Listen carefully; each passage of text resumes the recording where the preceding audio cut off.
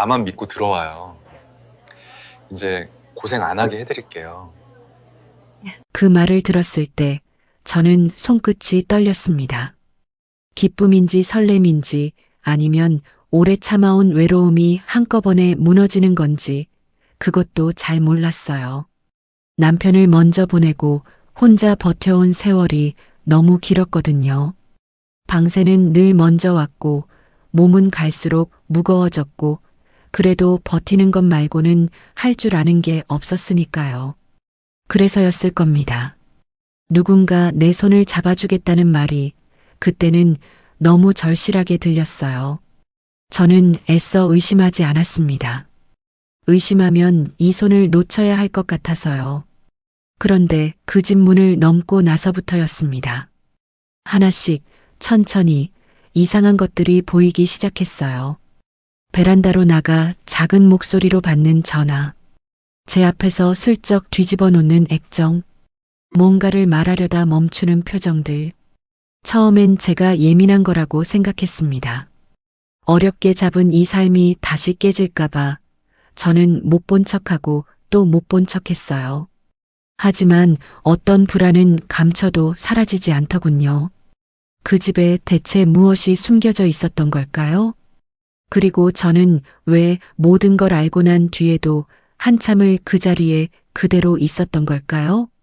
시작 전 구독과 좋아요로 함께 해주시고 어느 지역에서 듣고 계신지 댓글로 한 번씩만 남겨주세요.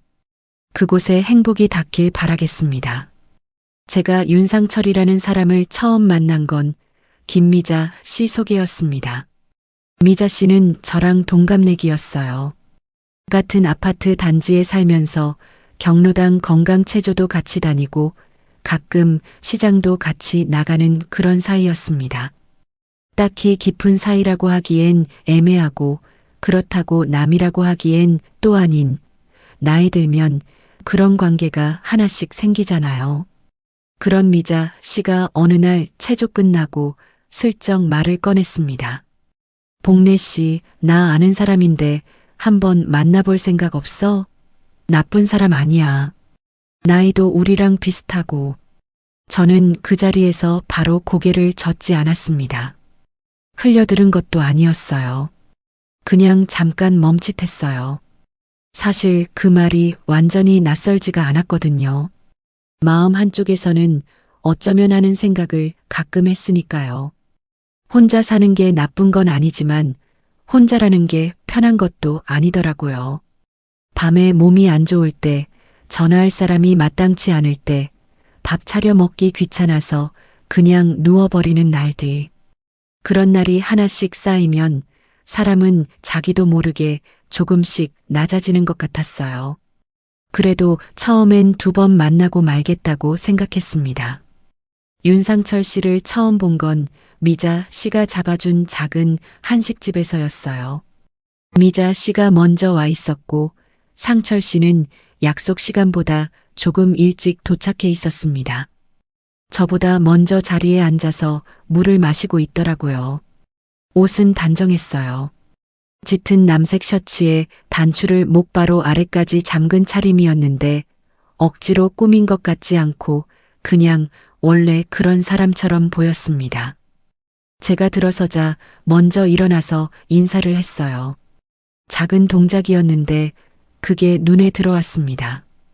밥을 먹는 내내 상철 씨는 저한테 이것저것 물었어요.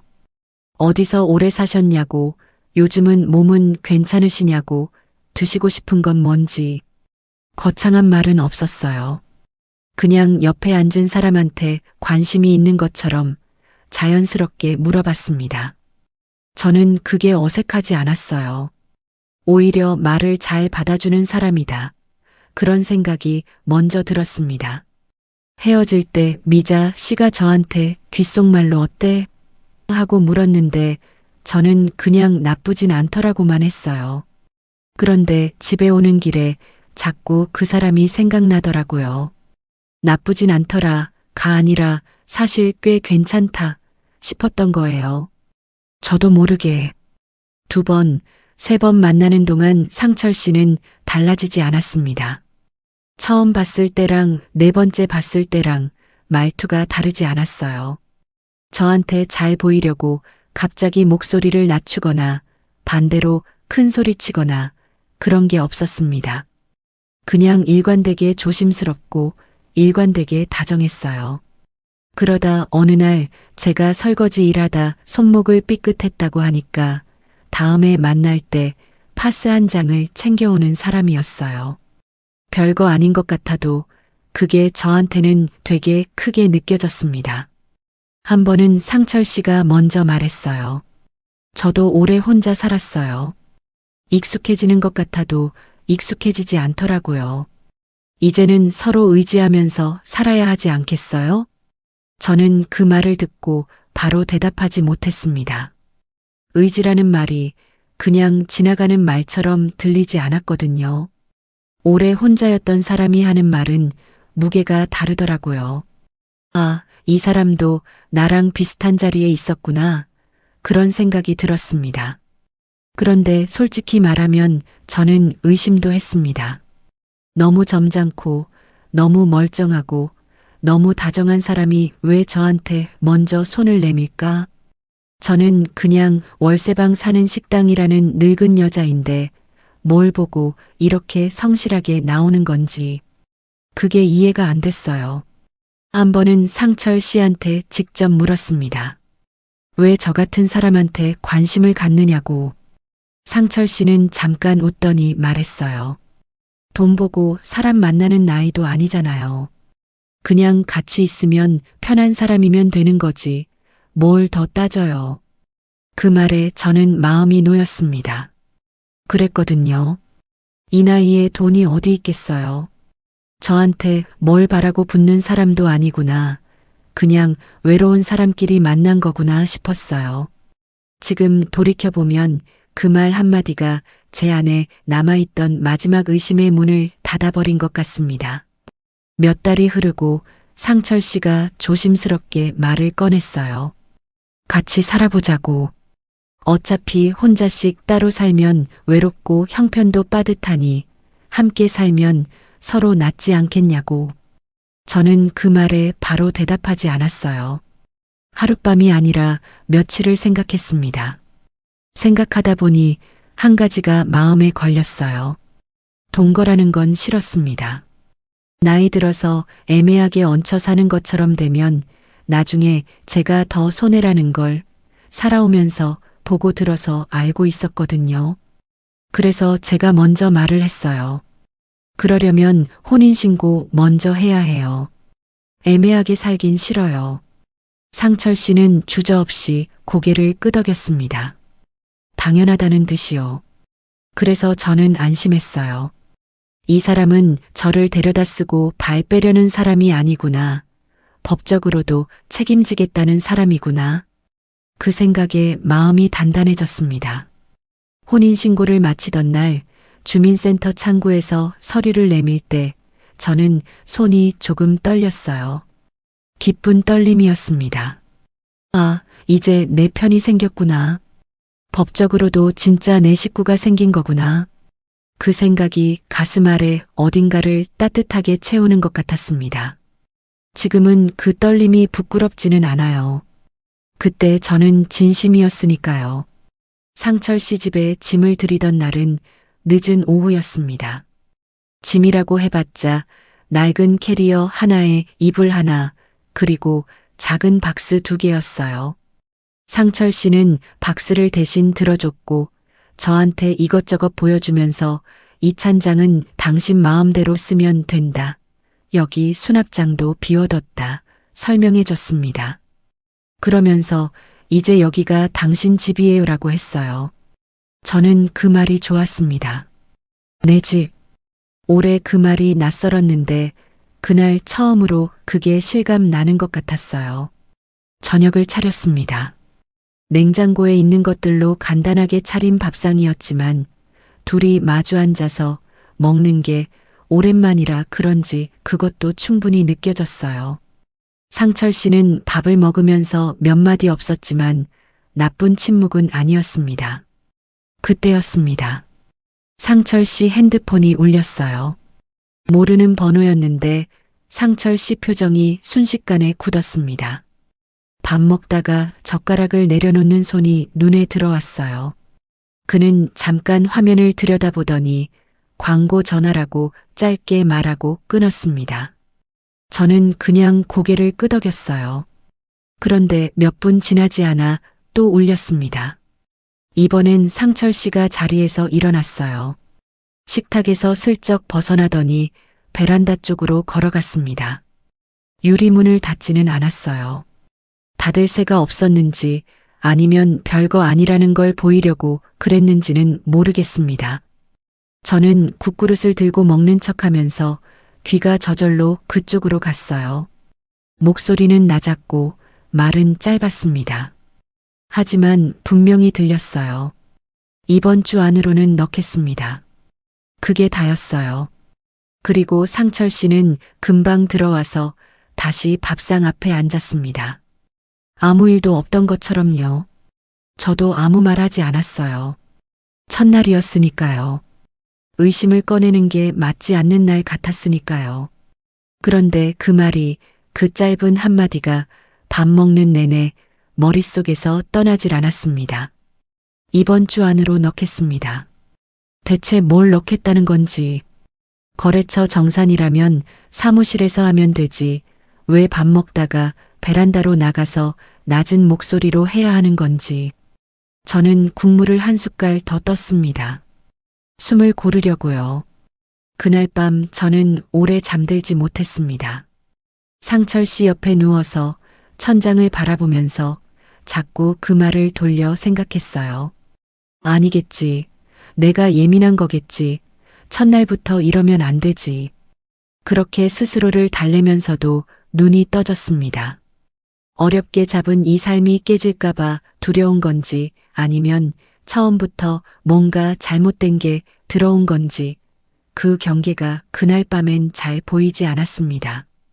처음 한 달은 저도 애써 좋은 쪽으로만 보려고 했습니다. 사실 그렇게 하는 게 어렵지만은 않았어요. 상철 씨 집은 제가 살던 월세방이랑은 달랐으니까요. 벽지가 깨끗했고 바닥에 찬 기운이 올라오지 않았고 수도꼭지를 틀면 물이 시원하게 나왔어요. 별거 아닌 것 같아도 그게 별거였습니다.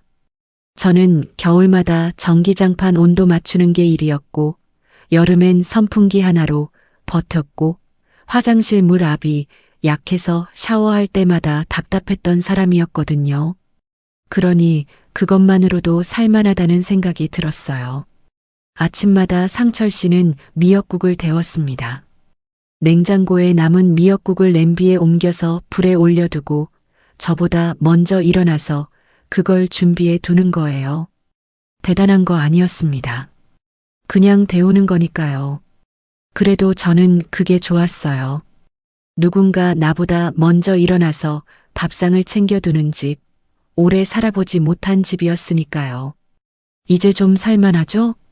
상철 씨가 그렇게 물으면서 웃을 때 저는 고개를 끄덕였습니다. 그래, 내가 복이 없진 않았구나. 늦게나마 이런 날이 왔구나. 그렇게 스스로를 달랬어요. 달래는 거였는지 아니면 진심이었는지 그땐 잘 몰랐습니다. 지금 돌이켜보면 반반이었던 것 같아요. 전화는 계속 왔습니다. 처음엔 하루에 한두 번이었어요.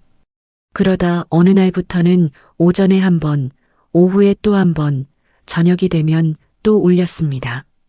상철 씨는 전화가 올 때마다 화면을 제 쪽에서 보이지 않게 뒤집어 놓는 습관이 생겼어요. 처음엔 그냥 그런가 보다 했습니다. 원래 그런 사람인가, 사생활이 까다로운 사람인가, 그렇게 생각했어요. 그런데 번호가 한 가지가 아니었어요. 한 번은 제가 식탁 옆에 앉아 있는데 상철 씨 핸드폰이 울렸습니다. 화면이 제 쪽으로 잠깐 보였어요. 카드사라고 뜨더라고요. 상철 씨는 빠르게 뒤집었지만 저는 이미 봤습니다. 그날 이후로 귀가 더 세워지더라고요. 또 어떤 날은 캐피털이라는 글자가 보였어요.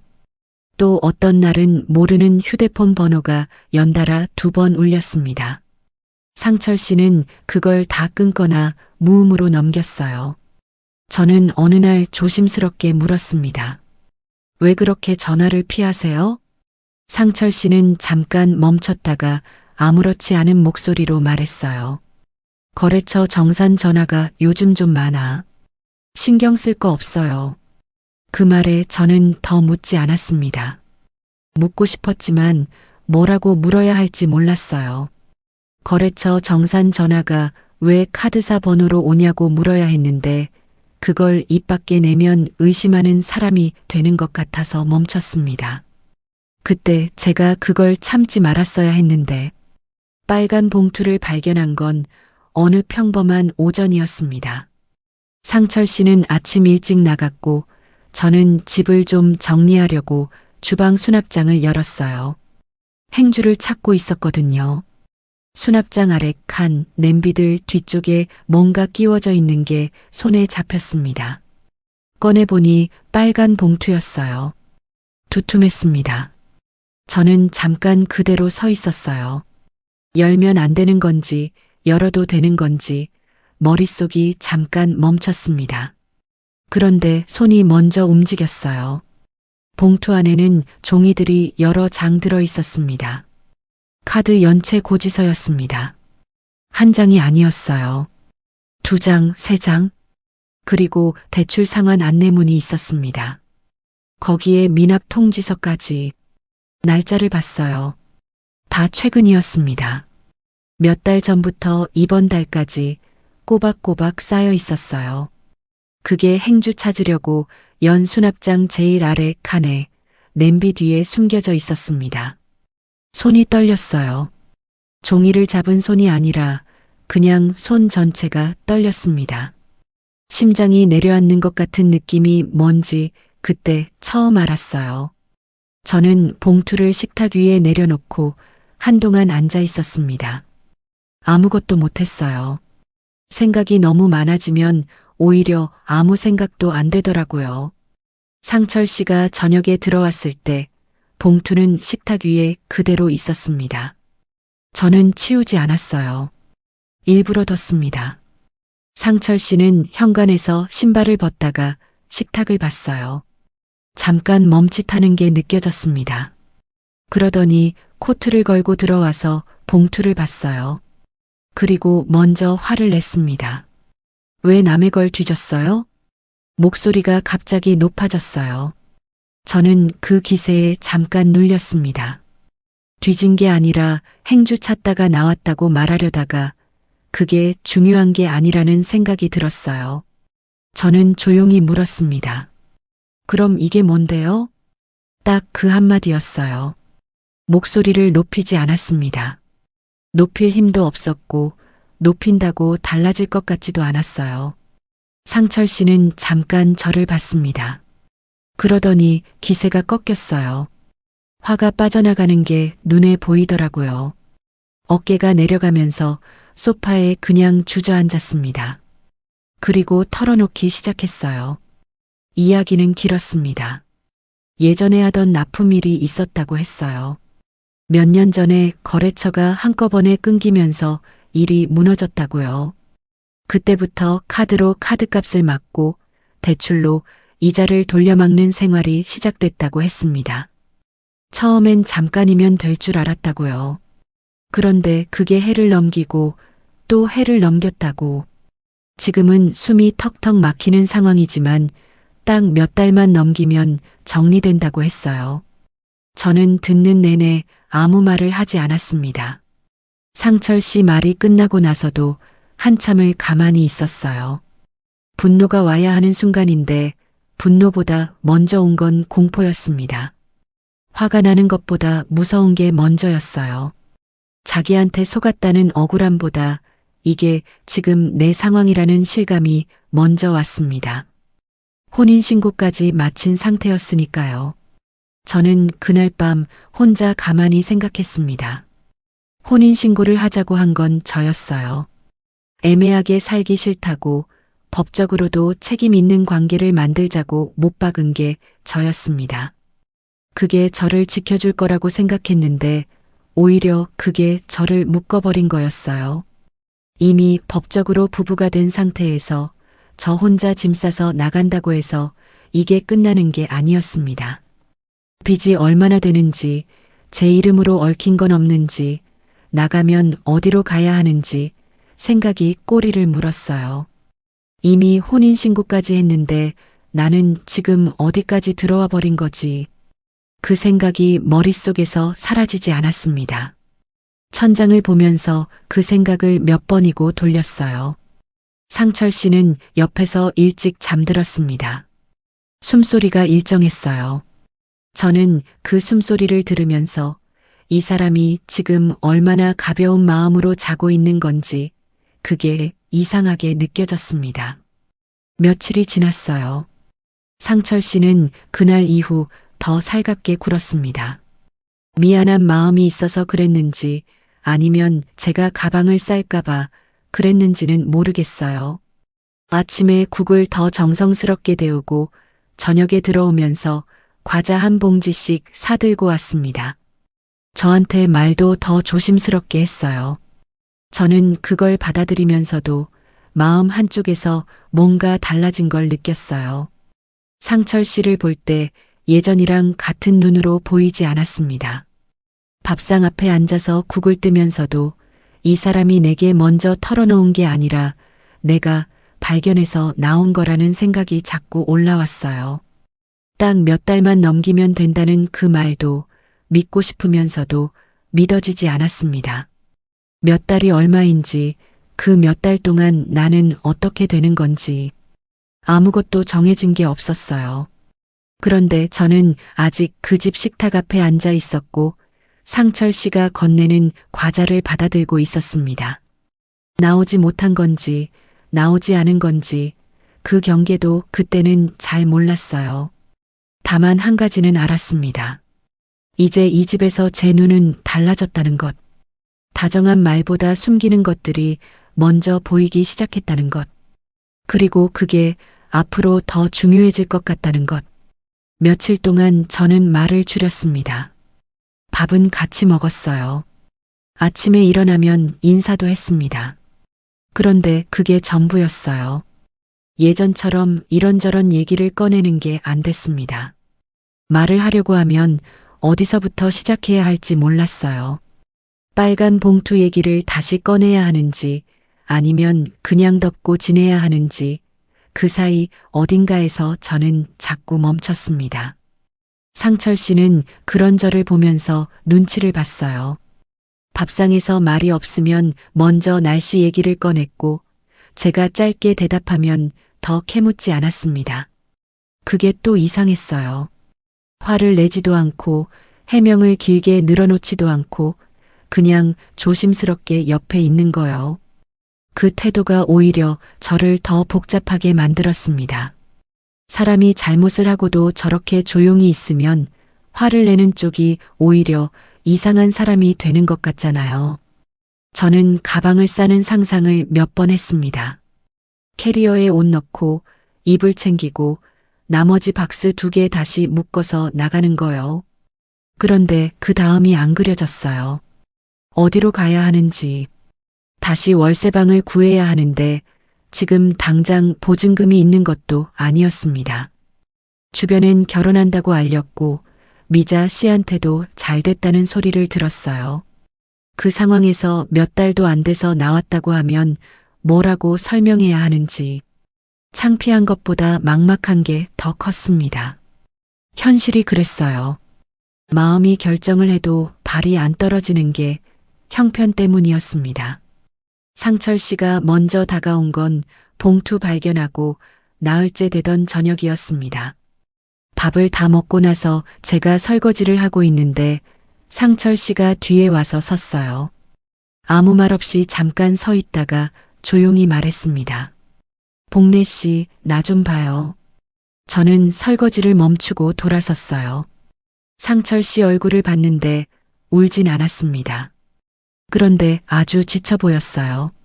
잠을 못 잔 것 같기도 하고 뭔가 오래 혼자 생각하다 나온 얼굴 같기도 했습니다. 당신한테 기대려고 그런 거 맞아요. 저는 그 말에 말문이 막혔어요.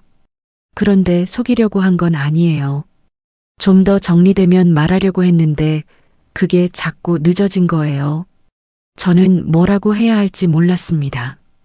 기대려고 했다는 말이 솔직한 건지 아니면 그 솔직함마저 계산된 건지 그때는 판단이 안 됐어요. 그냥 그 말이 공중에 떠 있는 것 같았습니다. 그리고 상철 씨가 결정적인 말을 했어요.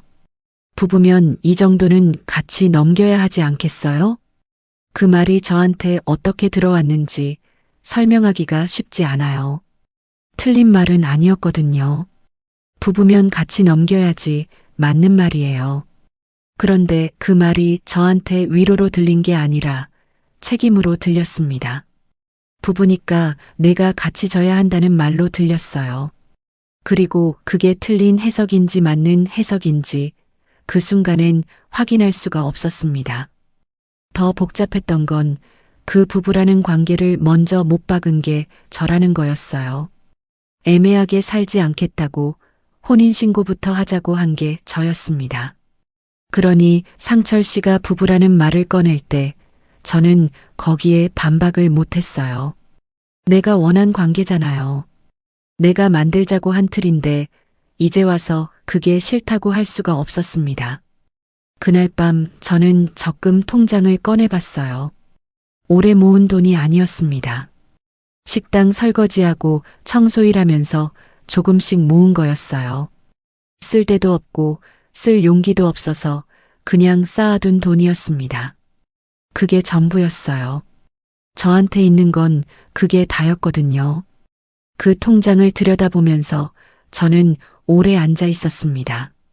이번 한 번만 그 마음으로 결정했어요. 며칠 뒤 저는 적금 일부를 깼습니다. 상철 씨한테 건넸어요. 금액을 말하지는 않을게요. 많지 않았습니다. 그런데 저한테는 적지 않은 돈이었어요. 상철 씨는 그 돈으로 급한 카드값 몇 건을 막았습니다. 독촉 전화가 며칠 뜸해졌어요. 집안 분위기가 조금 달라졌습니다. 상철 씨가 밥상에서 좀 더 편안해 보였고 아침에 미역국 데우면서 콧노래를 흥얼거리기도 했어요. 저는 그걸 보면서 잘한 건지 못한 건지 여전히 몰랐습니다. 그런데 그 결정 이후로 뭔가가 달라졌어요. 제 위치가 달라진 것 같았습니다. 그 전까지는 그래도 속은 사람이었어요. 피해자 같은 자리에 있었는데 돈을 한번 내고 나니까 그게 아닌 것 같아졌습니다. 이제 이 빚이 완전히 남의 일이 아닌 것 같아졌어요. 제가 이미 한 발을 들여놓은 거니까요. 그게 상철 씨가 원하던 거였는지도 모르겠어요. 지금은 그런 생각도 합니다. 그 이후로 집안 살림이 다시 짜여졌습니다. 상철 씨가 말했어요. 카드값이랑 이자는 자기가 정리할 테니 공과금이랑 장보는 돈은 복래 씨가 맡아 달라고 생활비를 나눠서 각자 역할을 갖는 게 낫겠다고 했습니다. 그 말은 합리적으로 들렸어요. 부부가 역할을 나누는 거니까요. 저는 그러겠다고 했습니다. 그래서 저는 다시 식당 일을 구했어요. 예전에 다니던 곳 근처 다른 식당이었습니다. 오전 설거지 자리였어요. 무릎이 좀 아팠지만 괜찮았습니다. 일을 하면 마음이 덜 복잡했어요. 몸이 바쁘면 생각이 줄어드니까요. 낮엔 설거지를 하고 저녁에 집에 오면 가계부를 썼습니다. 관리비 얼마, 전기세 얼마, 장 봐온 거 얼마. 제가 번 돈이 어디로 나가는지 숫자로 적었어요. 그렇게 하면 좀 통제되는 기분이 들었거든요. 상철 씨 월급은 카드값이랑 이자에 먼저 들어갔어요. 저한테는 얼마가 남는지 자세히 말해주지 않았습니다. 저도 자세히 묻지 않았어요. 각자 역할을 맡기로 했으니까요. 저녁마다 둘이 식탁 위에 고지서를 펼쳐놓고 숫자를 적었습니다. 상철 씨가 이번 달 카드값은 얼마 줄었다고 하면 저는 이번 달 관리비는 얼마 나왔다고 했어요. 그렇게 숫자를 맞추는 게 저녁 일과가 됐습니다. 어느 날 저녁이었어요.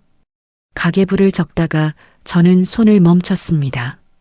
이번 달 제가 번 돈이랑 나간 돈을 보고 있었는데 남는 게 거의 없었어요. 밥값, 관리비, 전기세, 장 봐온 것들 다 더하면 제 월급이랑 맞아 떨어졌습니다. 저는 열심히 일했는데 제 손에 남는 건 없었어요. 그리고 상철 씨 쪽은 어떤지 생각해 봤습니다. 카드값이랑 이자를 갚고 있다고 했는데 그게 줄어들고 있는 건지 아니면 여전히 새로 생기고 있는 건지 저는 정확히 몰랐어요. 고지서를 같이 봤지만 전체 금액을 한꺼번에 본 적이 없었습니다. 상철 씨가 이번 달 이 카드 막았다고 하면 저는 그렇구나 했을 뿐이에요. 저는 그날 처음으로 그 생각을 했습니다. 나는 지금 재혼을 한 게 맞는 건가? 아니면 빚정리팀의 공동 책임자가 된 건가? 말이 이상하게 들릴 수 있는데 그때 든 느낌이 딱 그거였어요. 부부가 함께 산다는 건 이런 거겠지 하면서 버티고 있었는데 이게 진짜 같이 사는 건지 아니면 제가 그냥 생활비 되는 사람이 된 건지 그 경계가 흐릿해지는 것 같았습니다. 그러면서도 저는 계속 다녔어요. 식당에 무릎이 아프면 파스 붙이고 허리가 뻐근하면 집에 와서 한동안 소파에 기대 있다가 다시 가계부 폈습니다. 그만두고 싶다는 생각을 안 한 건 아니에요. 그런데 그만두면 생활비가 안 됐어요. 상철 씨 월급만으로는 카드값이랑 이자 맞기도 빠듯하다고 했으니까요. 그러니까 저는 못 그만뒀습니다. 하고 싶어서 하는 게 아니라 안 하면 안 되니까 하는 거였어요. 그 차이가 처음엔 별거 아닌 것 같았는데 날이 쌓이면서 몸에 쌓였습니다. 아침에 일어나는 게 예전보다 무거워졌어요. 상철 씨는 그런 저한테 고맙다고 했습니다. 당신 아니면 못 버텼을 거라고도 했어요. 저는 그 말을 들으면서 웃었는데 그 웃음이 어떤 웃음이었는지 잘 모르겠어요. 기쁜 웃음은 아니었습니다. 그렇다고 슬픈 웃음도 아니었어요. 그냥 어떻게 반응해야 할지 몰라서 나온 웃음이었습니다. 그 무렵 저는 한 가지를 깨달았어요. 이 집에서 제가 없어지면 안 되는 이유가 사랑이나 정이 아니라는 거요. 생활비였습니다. 제가 일을 그만두면 공과금이 안 나가고 장을 못 보고 집안이 돌아가지 않는 거였어요. 상철 씨한테 제가 필요한 이유가 그거였습니다. 그걸 알고 나니까 이상하게 마음이 차가워졌어요. 섭섭하다거나 억울하다거나 그런 뜨거운 감정이 아니었습니다. 그냥 조용히 차가워지는 거였어요. 아, 그렇구나. 이게 이 집에서 내 자리구나. 그 자리가 어떤 자리인지를 알게 되면 사람이 달라지더라고요. 저는 그때부터 눈이 달라졌습니다. 다정한 말보다 숫자가 먼저 보이고 고마워요. 한마디보다 통장 잔액이 더 중요해졌어요. 그게 냉정한 건지 아니면 뒤늦게 현실을 보기 시작한 건지 지금은 그게 현실을 보기 시작한 거라고 생각합니다. 조금 늦었지만 그래도 아직 늦지 않았다고 그때 저는 믿고 싶었어요. 반년쯤 지나자 집안이 조금씩 달라지기 시작했습니다. 매일같이 울리던 전화가 이틀에 한 번꼴로 줄었어요. 현관문 밑으로 밀려 들어오던 우편물도 뜸해졌습니다. 카드사 봉투, 대출 상환 안내문, 미납 통지서. 그것들이 하루가 멀다 하고 쌓이던 게 어느 날부터 한 주에 한 장, 그 다음 주엔 없는 날도 생겼어요. 저는 그걸 보면서 숨을 한 번 내쉬었습니다. 여기까지 오는데 반년이 걸렸구나. 무릎 아프고 허리 뻐근한 채로 버텼더니 그래도 조금은 달라지는구나. 상철 씨도 처음엔 그랬어요. 퇴근하고 들어오면서 오늘 또 한 건 막았어요 라고 했습니다. 밥상에 앉아서 당신 아니었으면 진작 무너졌어 라고도 했어요. 저는 그 말을 들으면서 피곤했지만 그래도 괜찮다고 생각했습니다. 조금만 더 버티면 이 사람이랑 진짜 부부처럼 살 수 있는 날이 오겠지. 그 생각으로 아침마다 일어났어요. 그런데 아이러니하게도 상황이 나아질수록 상철 씨 태도는 나빠졌습니다. 처음엔 작은 것들이었어요. 예전엔 제가 퇴근하고 들어오면 상철 씨가 차라도 한 잔 따라줬어요. 별거 아닌 것 같아도 그게 저한테는 하루 중에 제일 편한 순간이었거든요. 뜨거운 차 한 잔 받아들고 소파에 앉아 있으면 오늘 하루도 버텼다 싶었습니다. 그런데 언제부터인가 그게 없어졌어요.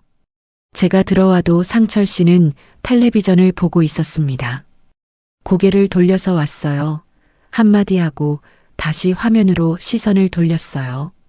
저는 가방을 내려놓고 앞치마를 꺼내 들었습니다. 저녁을 차려야 했으니까요. 그러던 어느 저녁이었습니다.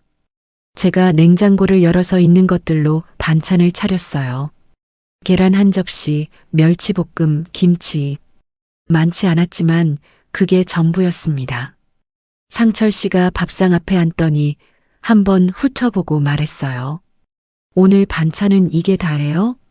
저는 순간 말이 안 나왔습니다. 계란 부치면서 서 있던 저한테 그 말이 어떻게 들어왔는지 표현하기가 쉽지 않아요. 화가 난다기보다 뭔가 탁 막히는 느낌이었습니다. 아침부터 식당 설거지하고 돌아와서 저녁까지 차리는 사람한테 그 첫마디가 그거였으니까요. 저는 아무 말 하지 않고 밥을 퍼담았습니다. 그게 한 번으로 끝나지 않았어요. 며칠 뒤엔 제가 허리가 아파서 소파에 기대시고 있었습니다. 잠깐만 눈 감고 있으려고 누운 거였는데 상철 씨가 옆을 지나가면서 말했어요. 식당 일이 그렇게 힘들면 그만두든지. 차갑게 던지는 말투였습니다. 저는 눈을 떴어요. 그 말이 어떤 뜻인지 바로 알았거든요. 불쌍하다거나 쉬라는 게 아니었습니다. 그냥 짜증이 묻어있는 말이었어요. 저는 조용히 말했습니다. 그럼 그만둘까요? 그 순간 상철 씨 얼굴이 달라졌어요. 방금 전 차가웠던 표정이 빠르게 바뀌더니 말투도 바뀌었습니다. 지금 그만두면 다시 닫고요. 그게 전부였어요. 설명도 없고 미안하다는 말도 없었습니다. 힘들면 그만두라고 해놓고 정작 그만두겠다고 하면 안 된다는 거였어요. 저는 그 말의 뜻을 알았습니다. 그만두지 말라는 게 아니라 계속 일하라는 거였어요. 제가 일을 해야 이 집이 돌아가니까요. 그 말이 저를 다시 묶었습니다. 딱 그 한마디가요. 상철 씨가 달라진 건 말투만이 아니었어요. 예전엔 제가 뭔가를 결정하면 상철 씨가 그러자고 했습니다. 장을 이 마트에서 보자. 이번 달 관리비는 이렇게 내자. 그런 것들이요. 작은 결정들인데도 같이 의논하는 모양새를 취했어요. 그런데 반년이 지나고부터는 달랐습니다. 제가 뭔가를 말하면 상철 씨가 짧게 잘라냈어요. 그건 내가 알아서 해요. 아니면 복잡하게 생각할 거 없어요. 이런 식이었습니다. 제가 통장 얘기를 꺼내면 더 심해졌어요. 표정이 굳어지면서 다른 얘기로 넘어가거나 아예 자리에서 일어나 버렸습니다. 저는 그 변화를 눈으로 보면서도 입 밖에 내지 않았어요. 왜 그랬을까 지금도 생각합니다. 말을 꺼내면 싸움이 될 것 같아서였어요. 싸워서 이길 자신이 없었던 것도 있었고 싸우고 나면 이 집에서 제 자리가 더 불편해질 것 같았거든요. 그러니까 저는 보면서도 모른 척했습니다. 또 박 실장이 찾아온 날은 평범한 오후였습니다. 상철 씨는 샤워 중이었어요. 저는 주방에서 저녁 준비를 하고 있었습니다. 그때 초인종이 울렸어요. 저는 손을 닦고 현관으로 나갔습니다. 문을 열었더니 중년 남자가 서 있었어요. 양복 차림이었는데 넥타이는 없었습니다. 한 손에 서류 봉투를 들고 있었어요. 저를 보더니 잠깐 눈을 맞추고 물었습니다. 윤상철 씨 댁 맞죠? 저는 그렇다고 했어요. 지금 계세요? 샤워 중이라고 했더니 남자가 잠깐 망설이는 것 같았습니다. 그러더니 서류 봉투를 앞으로 내밀었어요. 남편분께 전달만 해주세요. 더는 미루면 어렵습니다. 그게 다였어요. 남자는 더 말하지 않았습니다. 제가 뭔가를 더 물으려고 입을 열기도 전에 이미 돌아서고 있었어요. 저는 서류 봉투를 손에 든 채 현관 앞에 서 있었습니다. 남편분이라는 말이 머릿속에서 맴돌았어요. 저는 봉투를 열지 않았습니다. 열어도 됐어요. 이미 빨간 봉투 때 뭐가 들어있는지 알았으니까요. 그런데 이번엔 손이 안 갔어요. 열면 더 알게 될 텐데 더 알고 나면 제가 어떻게 해야 하는지 몰라서였습니다. 그냥 식탁 위에 올려뒀어요. 상철 씨가 샤워를 끝내고 나왔습니다. 저는 아무 말 하지 않았어요. 그냥 봉투를 손으로 밀었습니다. 상철 씨가 봉투를 보더니 표정이 굳었어요. 누가 왔냐고 물었고 저는 박 실장이라는 분이 왔다 갔다고만 했습니다. 상철 씨는 봉투를 들고 방으로 들어갔어요. 그리고 한동안 나오지 않았습니다. 저는 저녁 준비를 마저 했어요. 찌개를 끓이고 밥을 퍼담고 상을 차렸습니다. 상철 씨가 나와서 밥상 앞에 앉았는데 그날 저녁은 둘 다 말이 없었어요. 숟가락 소리만 났습니다. 저는 찌개를 뜨면서 그 남자가 한 말을 다시 떠올렸어요. 더는 미루면 어렵습니다. 그 말은 상철 씨한테 한 말이었는데 어쩐지 저한테도 하는 말처럼 들렸습니다. 그날 밤 저는 오래 생각했어요. 남편분이라는 말. 그 말이 자꾸 걸렸습니다. 그 남자는 저를 보고 당연하게 남편분이라고 했어요. 법적으로 맞는 말이었습니다. 저는 윤상철의 법적 배우자였으니까요. 그런데 그 말이 이상하게 무겁게 들렸어요. 왜 그랬을까 생각해보면 그 순간 처음으로 실감했던 것 같습니다. 상철 씨 빚이 그냥 상철 씨 빚이 아닐 수 있다는 거요. 법적으로 부부가 된 이상 이 문제에서 저는 구경꾼이 아니라는 거요. 빨간 봉투를 발견했을 때도 적금을 깼을 때도 저는 어딘가에서 이건 상철 씨 문제고 저는 도와주는 거라고 생각했던 것 같아요. 그런데 박 실장이 남편분이라는 말을 쓰는 순간 그 경계가 사라지는 것 같았습니다. 이 문제는 이미 내 인생에 들어와 있었어요. 법적으로도 현실적으로도 제 이름이 붙은 자리에 와 있었던 거였습니다. 그 이후로 며칠 동안 상철 씨는 조용했어요. 말수가 줄었고 퇴근도 일찍 했습니다. 밥도 같이 먹고 텔레비전도 같이 봤어요. 표면적으로는 전이랑 비슷했습니다.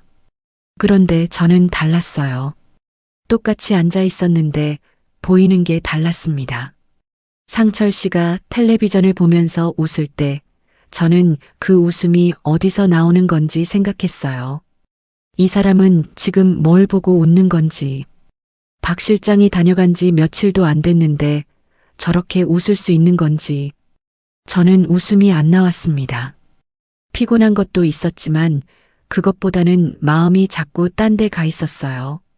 통장을 생각하고 봉투 안에 뭐가 들어 있었을지 생각하고 이 집에서 내가 얼마나 더 있어야 하는 건지를 생각했습니다. 그런데 나올 수가 없었어요. 아직은요. 형편이 그랬고 갈 곳이 없었고 무엇보다 저는 아직 이게 어떻게 끝나는 건지 알지 못했습니다. 끝을 모르는 채로 나오는 건 지는 것 같았어요. 그래서 버텼습니다. 버티는 게 맞는 건지 틀린 건지는 그때는 몰랐습니다. 지금은 알아요. 그때 버틴 게 틀리지 않았다는 걸. 나오는 것도 아무 때나 나오는 게 아니라 제대로 나올 준비가 됐을 때 나와야 한다는 걸. 그걸 그때 몸으로 배우고 있었던 것 같습니다. 알면서 배운 게 아니라 버티다 보니 알게 된 거였지만요. 1년 가까이 지나자 집안 분위기가 전이랑 달라졌습니다. 빚이 완전히 없어진 건 아니었어요. 그런데 예전 같은 공포는 줄어들었습니다. 매일 울리던 독촉 전화가 거의 없어졌고 현관 밑으로 밀려 들어오던 봉투도 한 달에 한두 장으로 줄었어요. 상철 씨도 퇴근하고 들어오는 얼굴이 전보다 가벼워 보였습니다. 한숨을 달고 살던 사람이 그냥 피곤한 얼굴 정도로 바뀐 거였어요. 저는 그걸 보면서 한편으로는 다행이다 싶었어요. 여기까지 오는데 얼마나 걸렸는지 제 몸이 알고 있었거든요. 무릎에 파스 붙인 날이 며칠인지, 허리 때문에 새벽에 깨서 뒤척인 날이 몇 번인지, 숫자로 세지 않았지만 몸이 기억했습니다. 그러니까 독촉이 줄어드는 게 보일 때 저도 모르게 어깨가 조금 내려갔어요. 그런데 그 안도감이 오래가지 않았습니다. 어느 저녁 저는 상철 씨한테 말을 꺼냈어요. 밥을 다 먹고 나서였습니다. 상이 다 치워지고 둘이 식탁에 마주 앉아 있을 때였어요. 저는 미리 생각해둔 말을 꺼냈습니다. 이제 좀 살만해졌으니까 우리 통장도 다시 정리하고 당신 빚이랑 생활비를 정확히 나눠서 봐야 해요. 그게 다였어요. 싸우려고 한 말이 아니었습니다. 따지려고 한 것도 아니었어요. 그냥 이제 숨통이 좀 트였으니까 앞으로는 어떻게 살 건지 제대로 정리해 보자는 말이었습니다. 그게 부부가 하는 대화 아닌가요? 그런데 상철 씨 표정이 굳었어요. 말을 하지 않았습니다. 그냥 표정만 굳은 채로 잠깐 저를 봤어요. 그러더니 자리에서 일어나서 방으로 들어갔습니다. 저는 그 뒷모습을 보면서 뭔가 잘못 건드렸구나 싶었어요.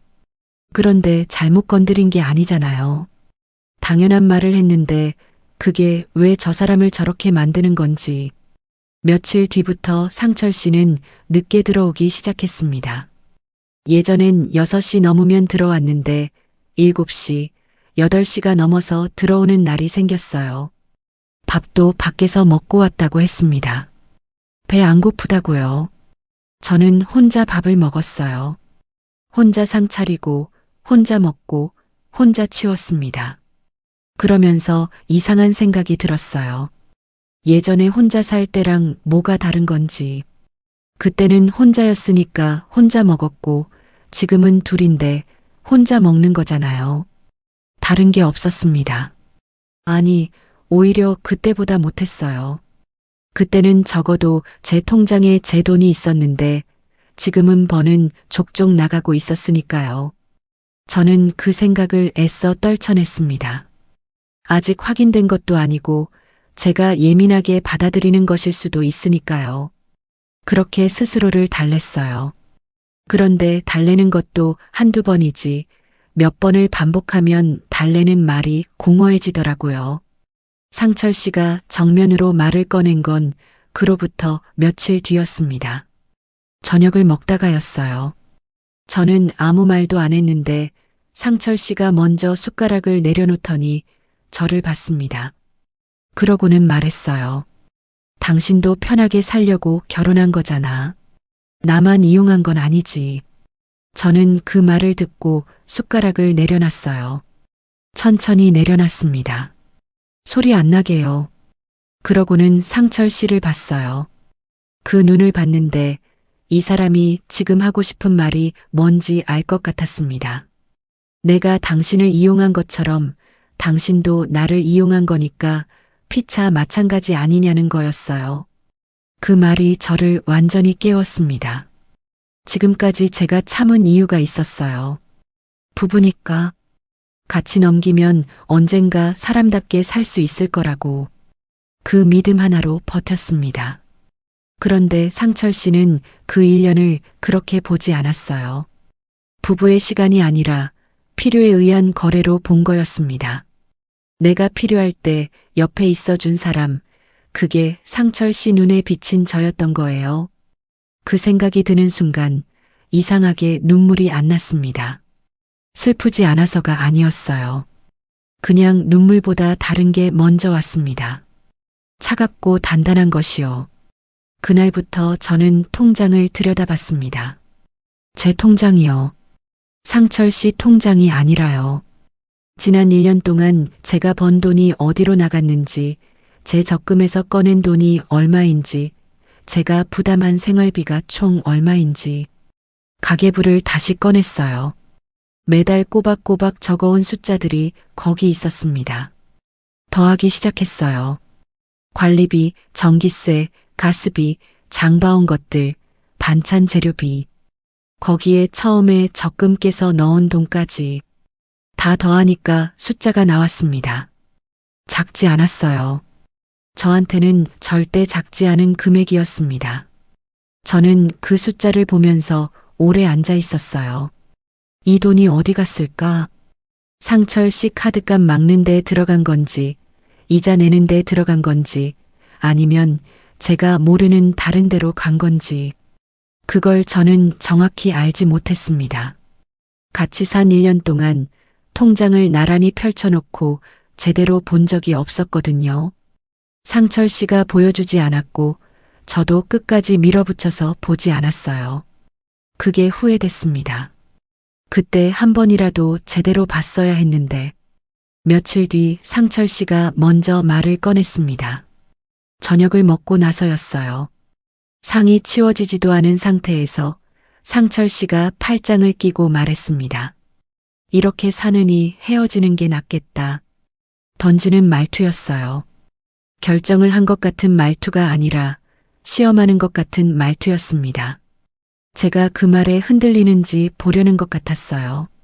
예전에 저라면 그랬을 거예요. 흔들렸을 겁니다.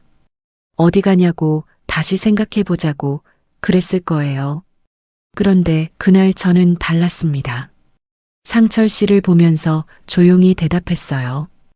헤어지는 건 좋아요. 그런데 이번엔 내가 제대로 할 거예요. 상철 씨가 잠깐 멈칫했어요. 제가 그렇게 말할 거라고 예상하지 못한 것 같았습니다. 저는 더 말하지 않았어요. 그게 전부였습니다.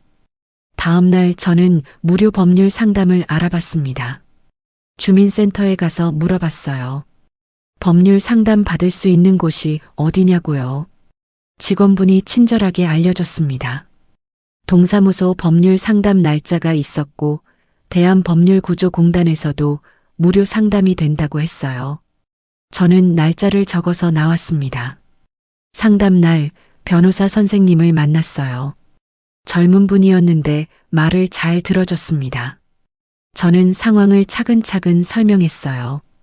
혼인신고를 했고 1년 가까이 살았고 제가 생활비를 많이 부담했고 이제 이혼을 하고 싶다고요. 변호사 선생님이 설명해 줬습니다. 법률론이기 때문에 그냥 나오는 걸로 끝나지 않는다고 했어요.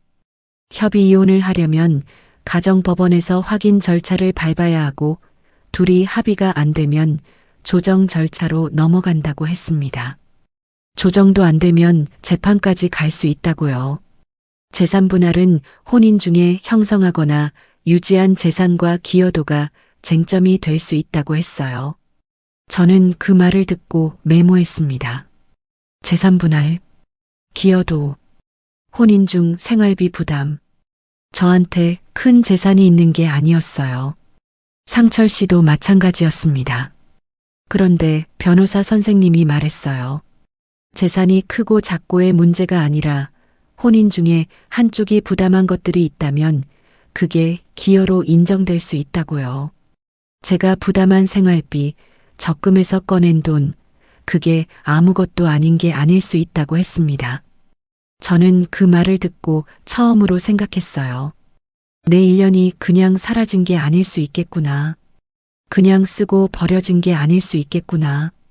집에 돌아오는 길이 예전이랑 달랐습니다. 버스를 타고 오면서 창밖을 봤어요. 거리에 사람들이 오가고 가게 불이 켜지고 그냥 평범한 저녁이었습니다. 그런데 저는 그 풍경이 이상하게 선명하게 들어왔어요. 오래 안개 속에 있다가 처음으로 앞이 보이는 것 같은 느낌이었습니다. 상담을 받기 전에는 이혼이라는 말이 무섭게 느껴졌어요. 다시 혼자가 되는 것, 또 실패한 것, 사람들한테 뭐라고 설명해야 하는 것, 그것들이 다 두려웠습니다. 그런데 상담을 받고 나니까 달라졌어요. 이혼이 끝이 아니라는 걸, 제대로 끝내는 방법이 있다는 걸 알게 됐거든요. 쫓겨나는 게 아니라 내가 정리하는 거라는 것. 그게 달랐습니다. 집에 들어왔을 때 상철 씨는 소파에 앉아 있었어요.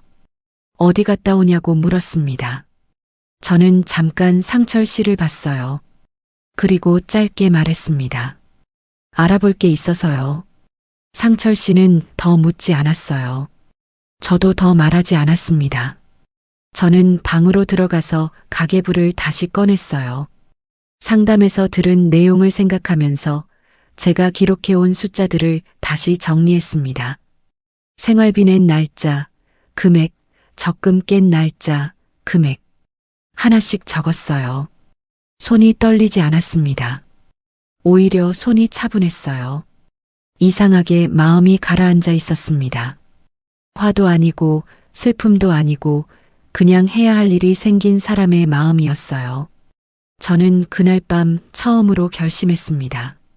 이번엔 끌려가지 않겠다고. 이번엔 내가 결정하겠다고. 나오는 것도 끝내는 것도 내 이름으로 하겠다고. 그 결심이 흔들리지 않았어요. 그날은요. 그리고 그 이후로도요. 상철 씨는 처음에 이혼을 쉽게 생각했습니다. 제가 제대로 하겠다고 말한 날 이후로 상철 씨는 며칠 동안 아무 말이 없었어요. 그러다가 어느 저녁에 툭 꺼냈습니다. 그냥 도장 찍고 끝내면 되는 거 아니냐고. 법원 같은 데 갈 것도 없이 둘이 합의해서 마무리하면 되는 거 아니냐고요. 말투가 가벼웠어요. 이미 다 정리된 일처럼 말하는 거였습니다. 저는 그 말을 듣고 조용히 고개를 저었어요. 법률혼이라서 그냥 끝나지 않아요. 가정법원 확인 절차가 있어요.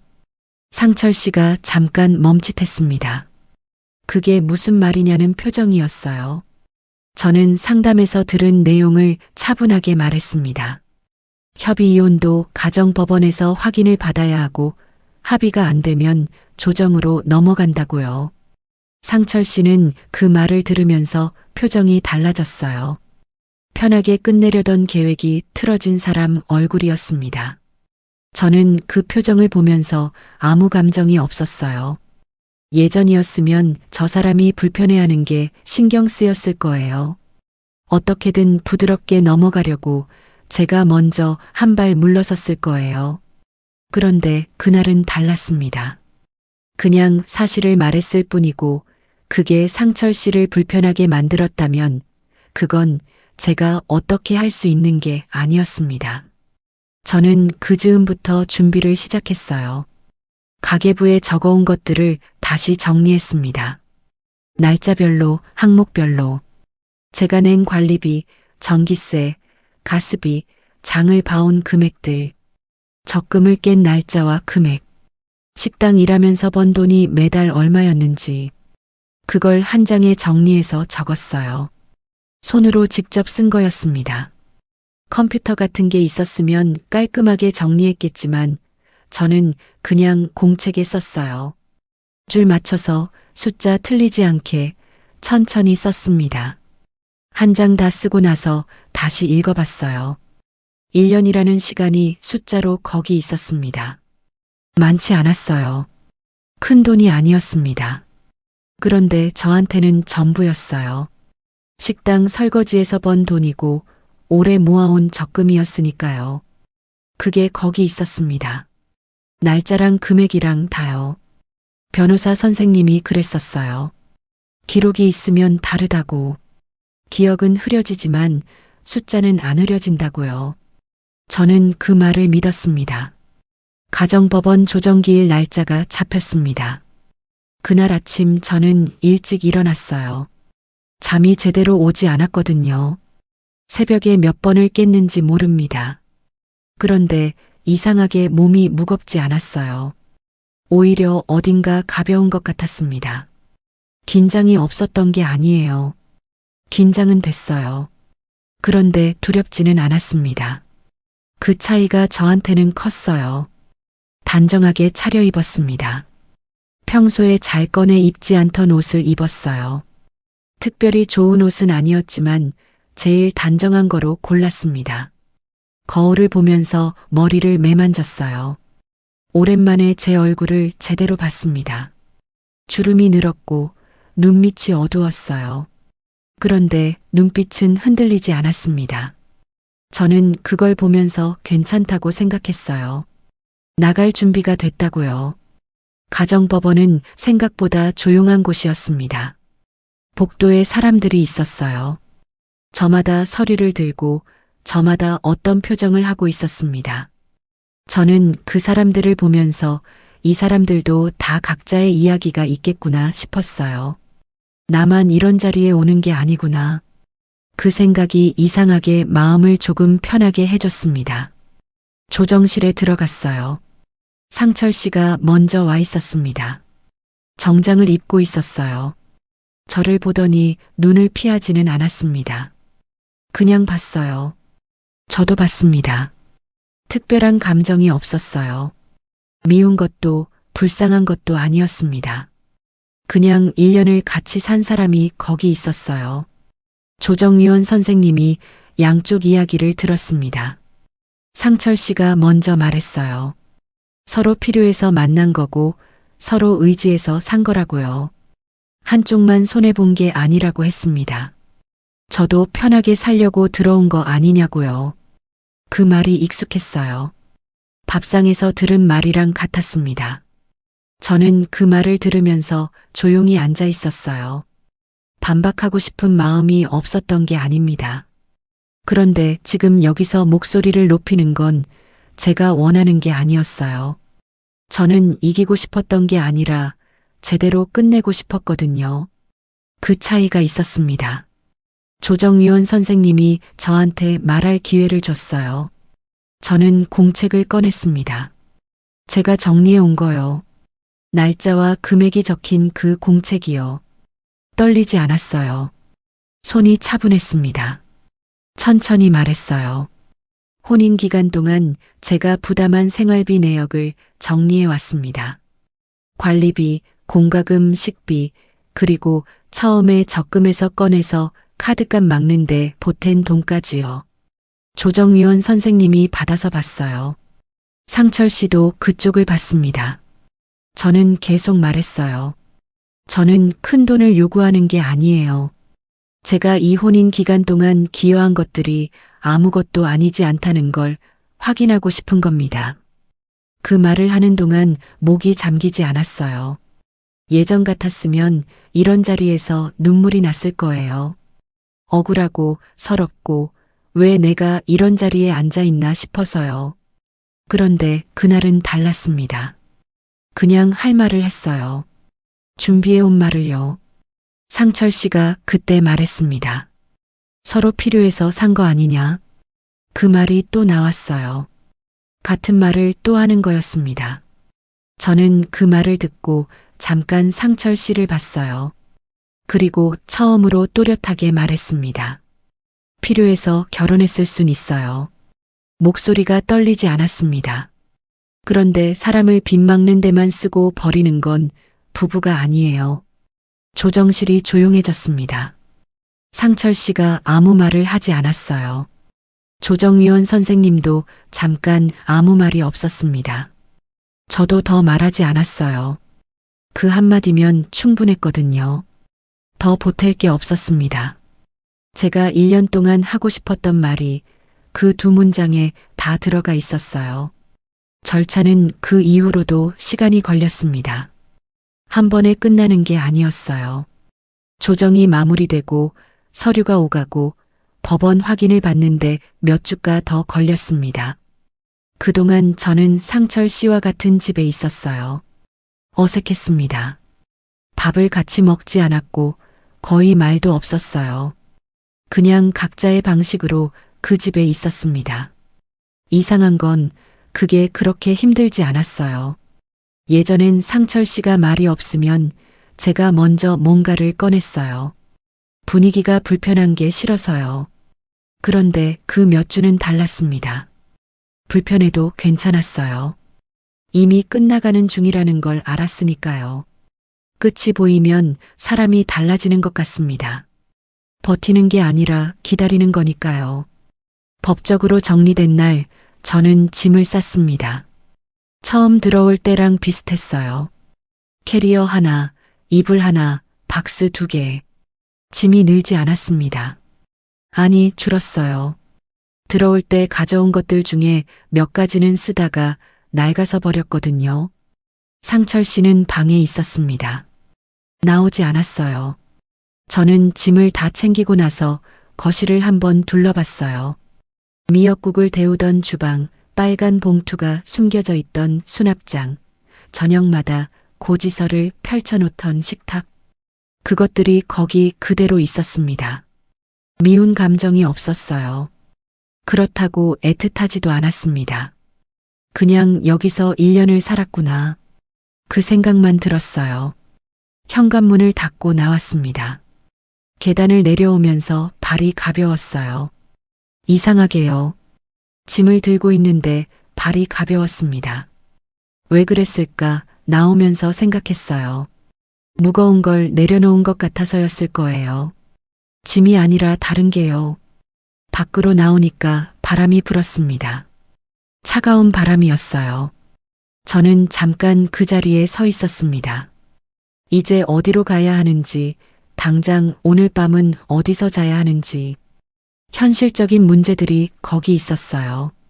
작은 방을 다시 구해야 했고, 보증금이 빠듯했고, 몸도 그렇게 좋지 않았습니다. 달라진 게 없었어요. 형편이 갑자기 좋아진 것도 아니었고, 큰 돈을 쥔 것도 아니었습니다. 다시 혼자였어요. 그런데 달랐습니다. 전에 혼자일 때랑은 달랐어요.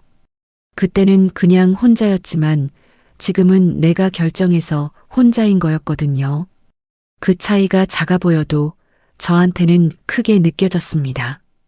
버스 정류장에 앉아서 버스를 기다렸어요. 바람이 계속 불었습니다. 저는 캐리어 손잡이를 잡고 앉아서 생각했어요. 지난 1년을 돌아봤습니다. 처음 상철 씨를 만났던 한식집, 혼인신고하던 주민센터 창구, 빨간 봉투를 발견하던 오전, 적금을 깨던 날 저녁 박 실장이 서류 봉투를 들고 섰던 현관 앞. 그것들이 차례로 지나갔어요. 후회가 없다고 하면 거짓말이에요. 처음 만날 때 더 꼼꼼하게 봤어야 했고, 빨간 봉투를 발견했을 때 바로 나왔어야 했고, 적금을 깨지 말았어야 했어요. 그 선택들이 지금도 아프게 남아 있습니다.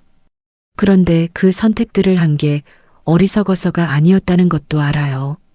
외로웠고, 절실했고, 누군가 손 내밀어 주는 게 그때는 너무 간절했거든요. 그 마음이 잘못된 게 아니에요. 그 마음을 이용한 사람이 잘못된 거지요. 버스가 왔습니다. 저는 캐리어를 끌고 올라탔어요. 자리에 앉아서 창밖을 봤습니다. 거리가 지나갔어요. 사람들이 오가고 가게 불이 켜지고 세상은 그냥 평범하게 돌아가고 있었습니다. 저는 그 풍경을 보면서 한 가지를 생각했어요. 가난이 사람을 약하게 만들긴 해요. 그건 맞아요. 형편이 어려우면 선택지가 줄어들고 선택지가 줄어들면 사람이 낮아지거든요. 저도 그랬습니다. 형편 때문에 못 나왔고 형편 때문에 버텼어요. 그런데 끝까지 아무 말 못하게 만들지는 않더라고요. 조정실에서 제가 한 말이 떠올랐습니다. 필요해서 결혼했을 순 있어도 사람을 빗막는 데만 쓰고 버리는 건 부부가 아니에요. 그 말을 제 입으로 했어요. 작은 목소리였지만 떨리지 않았습니다. 그게 제가 그 1년에서 건진 거예요. 돈이 아니고 집이 아니고 그 말 한마디였습니다. 제 목소리로, 제 이름으로 끝을 낸 것. 버스가 멈추고 문이 열렸습니다. 저는 캐리어를 끌고 내렸어요. 찬바람이 또 불었습니다. 저는 잠깐 서서 바람을 맞았어요. 춥긴 했는데 나쁘지 않았습니다. 다시 시작해야 했어요. 방을 구하고, 일을 구하고, 혼자 버티는 것부터 다시요. 쉽지 않을 거라는 거 알았습니다. 몸도 예전 같지 않고, 나이도 있고, 세상이 갑자기 친절해지는 것도 아니니까요. 그래도 이번엔 달랐습니다. 쫓겨난 게 아니라 나온 거니까요. 끌려간 게 아니라 걸어 나온 거니까요. 그 차이가 저를 조금 다른 사람으로 만들어준 것 같아요. 크게 달라진 건 없는데 발을 딛는 느낌이 달랐습니다. 같은 바닥인데 제 발로 서 있는 것 같았어요. 재혼이라는 이름으로 들어간 집에서 제가 가장 먼저 봤어야 할 건 다정한 말이 아니었습니다. 그 사람이 감추는 숫자와 위기 앞에서 드러나는 태도였어요. 그걸 뒤늦게 알았지만 그래도 알았습니다. 늦었지만 아직 제 인생이 남아 있으니까요.